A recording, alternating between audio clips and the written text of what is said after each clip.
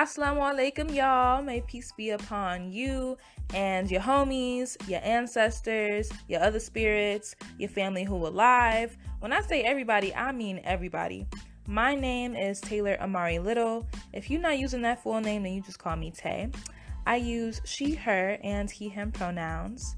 I'm a conjure woman based in southeastern Michigan for the most part, often bouncing between Ypsilanti, Detroit, and Ann Arbor, Michigan for school, work, family, and also community life. And when I'm not here, I am definitely elsewhere. I am an energy healing service provider, energy mother, diviner, and I work with dead people for a living. And other spirits and creatures. I'm not going to lead them out too, I guess, I am a Black queer Muslim femme, among all other things, which I'm not mentioning just but because that is what often informs my politics and my frameworks, the religious and spiritual systems that I abide by, and really just my everything. This is Tay in the Water podcast. No, not because I'm in the water while I'm recording, but I mean water as in movement, as in the spiritual realm, as in balance, restoration, feelings, dreams, inner worlds, trying to keep a cool head in this ugly ass world, and exploring all of these different things as life practice. That is Tay in the Water. Now welcome to my podcast, y'all, and now we can go.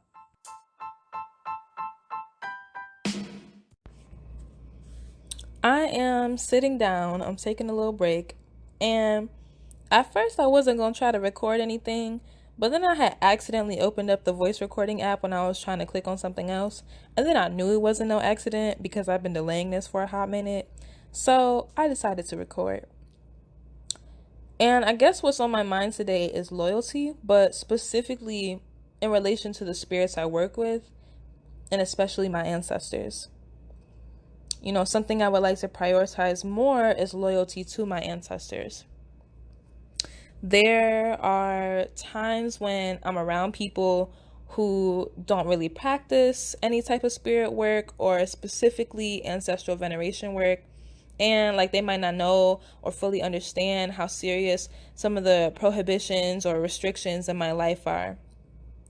And so when I might bring up one of those restrictions, or maybe something will happen where it's an accidental encounter or run-in with something or somebody I wasn't supposed to be interacting with, due to those spiritual prohibitions, whoever I'm interacting with, might laugh or be what, you can be serious, mock it almost, or minimize the situation, minimize that restriction into something, less than what it is, less than what it's meant to be, not understanding that one, that shit is not only rude as fuck, but it's also dangerous as fuck.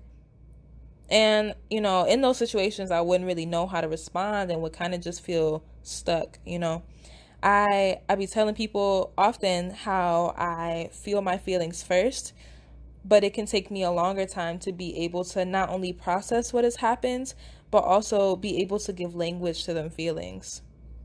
So there's many situations where I just be feeling stuck because I know something isn't right, but I'm not yet at a point where I can articulate it. And by this I mean niggas in a gender neutral sense, not taking my spirits and their words and beliefs seriously. This don't happen too often since I'm mostly around friends and also clients or other people I'm working with who, one, know who the fuck I am, two, who know who the fuck my ancestors are and what they're like. But at the same time, it just can't be ignored that I have had incidents like this a few times, and that shit do be staying on my mind for some time. These are times where I did not stand up for my ancestors the way that I should have in those moments.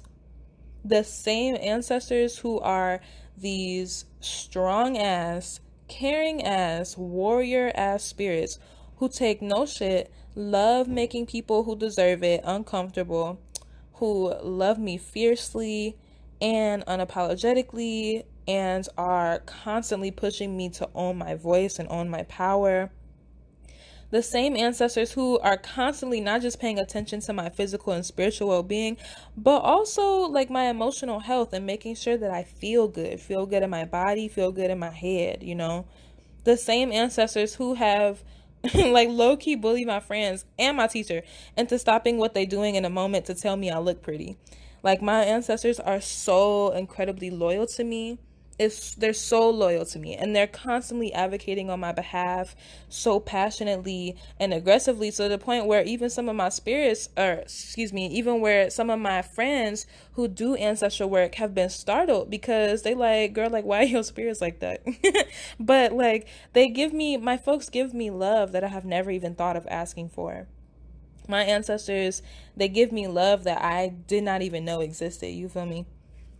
And so when it comes to not standing up for them in the ways that I should have or could have, like, it's not like I'm beating myself up over it, nor do they hold that over me, but I am conscious of it, and I'm trying to move forward by checking myself and growing as a better descendant.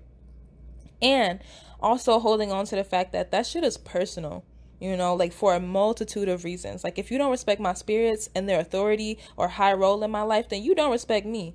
But not only do you inherently not respect me, but you also don't care for my safety or my well-being. And that means that I can't trust you, and that it's literally dangerous for me to be around you.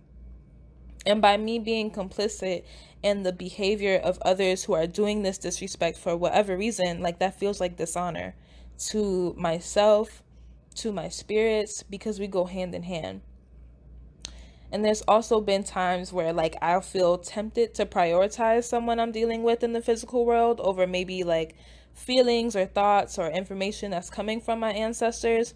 And I don't really realize, like, just how foul that is in the moment. Like, that I was dismissive to them, or and like, obviously that's not something I try to do intentionally, yet it happens. It still happens, and it still matters, right? Because intention versus impact.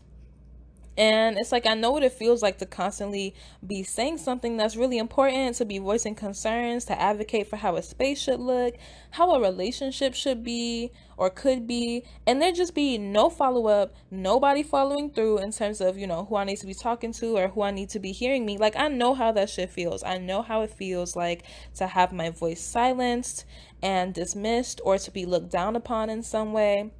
Not saying that I look down on my ancestors, of course, like, God forbid, but there are moments where I am lacking in prioritizing them, which, frankly, like, that's an imbalanced dynamic. I'm always talking about how we need to have these mutual relationships with our ancestors, because it's not just one-sided. It's not just us going to them for all of these different things. It's not just them learning from us either. We learn from them, they learn from us. We talk to them, they talk to us. It's a relationship, just like anyone in the physical realm too, in terms of what it takes to sustain it. And my spirits deserve me to be advocating for them more than what I already do. I also understand that these are things that take time, right? Like, unlearning, prioritizing people's feelings who actually don't need to be prioritized, especially when they ain't doing shit for me. And my ancestors are not just part of the spirit team I have who advocates on my behalf, but they're also my family.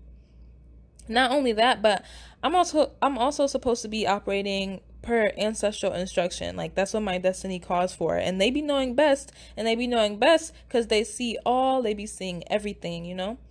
And even if they didn't see everything, like, they are so fucking smart, and they are so intelligent, and they are caring, they are beautiful and so trustworthy and honorable, and they are gifted.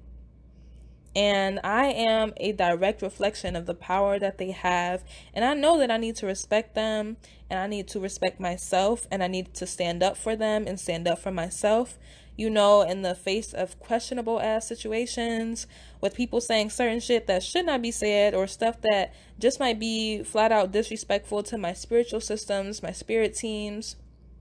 And I am admitting, like I said before, like, that it is going to take time, and that I am committing to working harder, to being more understanding of myself, and actively listening to my folks more, and all the ways that they speak, not just even verbally, because our spirits speak in a multitude of ways.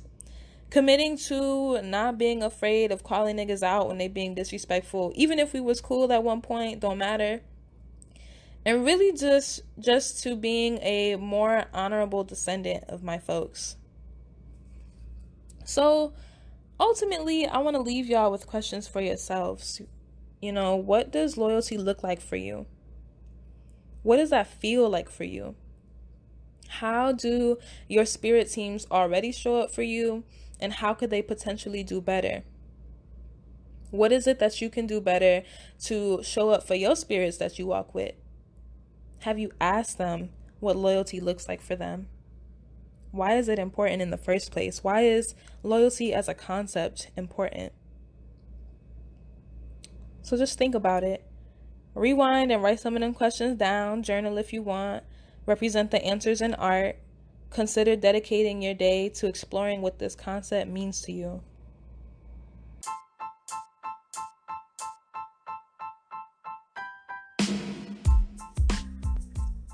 Assalamu alaikum, y'all. Some of y'all might be interested in energy healing work, specifically in-person or long-distance Reiki, that helps to restore better health and balance to all of your physical, emotional, and spiritual bodies, and also being able to connect with your spirits and get messages from them too. If you're feeling called to it, go to my website at TaylorAmariLittle.com and you can book me there. If you need tarot divination, I primarily do 4 different styles. You can go to my website. Or if you might be interested in my Building with the Ancestors one-on-one guide for Black people, any articles I've written, or inviting me to speak at more conferences or to do any of my workshops, you already know what to do. Just visit my website, which is TaylorAmariLittle.com. Amari is Amari. Supporting me through Patreon is also something that I am returning to. So if you want to financially support me and help me sustain the work that I'm doing, even if it's only donating a few dollars a month, you can do so at patreon.com/controversialtay. If you don't know how to spell controversial, you can look that shit up. It's okay. You can also follow me on Instagram at controversialtay, Miss Tay Amari on Twitter, and you can pay me or tell your white friends too, as you should. My Venmo, Cash App, and PayPal are all on my website. You cannot miss it. My name is Taylor Amari Little. Thank you for listening, y'all, and have a black ass day.